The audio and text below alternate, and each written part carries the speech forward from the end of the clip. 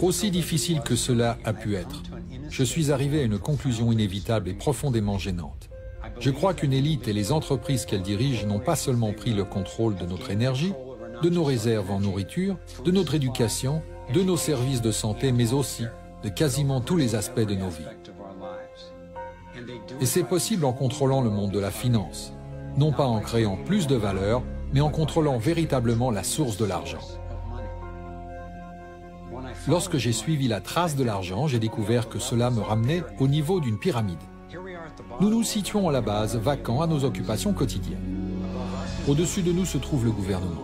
Ces personnes à qui l'on donne le monopole du pouvoir et qui l'utilisent pour nous taxer et nous contrôler, que l'on soit d'accord ou pas. Mais qui les contrôlent, eux? Au niveau supérieur se trouvent les entreprises. Beaucoup diraient que désormais ce sont les entreprises et non pas les États-nations qui dirigent le monde. Ils parlent de corporatocratie.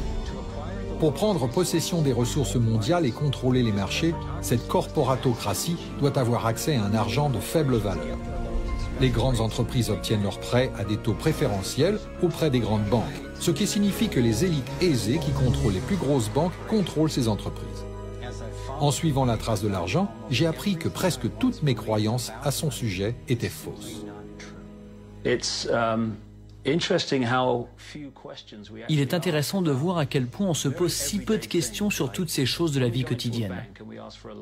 Lorsque, par exemple, nous nous rendons dans une banque et que nous demandons un prêt de, disons, 50 000 $ ou 50 000 livres, que se passe-t-il vraiment? La plupart des gens vivent leur vie en se basant sur une vague image de ce qui se passe. Ce qui se passe réellement lorsque vous demandez 50 000 livres, c'est qu'ils saisissent ce nombre sur votre compte. C'est tout ce qu'ils font.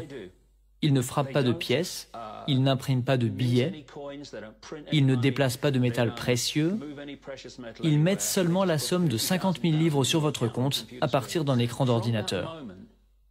À partir de ce moment, vous commencez à payer des intérêts sur de l'argent qui n'a jamais existé, n'existe pas et n'existera jamais. Il s'avère que l'argent prêté ne représente en réalité qu'un neuvième de l'argent dont les banques disposent dans leur coffre-fort.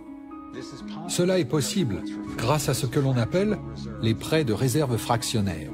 La Réserve fédérale américaine ou la Banque centrale dans tout pays a légalement le droit de fixer le montant qu'une banque doit avoir en réserve. Aux États-Unis, ce montant se situe actuellement autour de 10%. Donc si vous déposez 10 000 $ à la banque en met de côté 10%, soit 1 000 $, puis prête le reste de votre argent. Pour comprendre le fonctionnement de ce système, admettons qu'une personne vienne à la banque et demande un prêt de 9 000 $ pour l'achat d'une voiture. À ce moment, ce sont les 9 000 $ de votre dépôt d'origine que la banque prête. Dès lors, l'argent n'est plus là. L'emprunteur paie ensuite le vendeur de la voiture et l'argent est déposé dans une autre banque qui fait partie du même système bancaire central.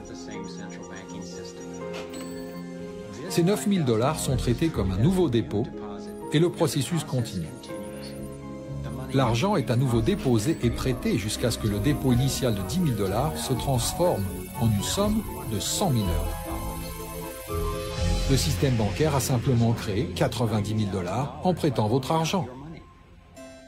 Apparemment, cela a débuté avec les orfèvres du XVIIe siècle, lorsque la monnaie d'échange était l'or. L'or était lourd à porter. Le véritable métal était donc stocké dans les coffres-forts et le commerce s'effectuait grâce à des récépissés. Ces récépissés représentaient la première forme d'argent papier.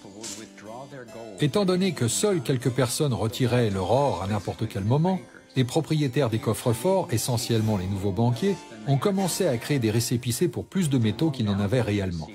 Ils ont prêté ces récépissés et facturé des intérêts sur de l'argent, en l'occurrence de l'or, qu'ils ne possédaient pas réellement.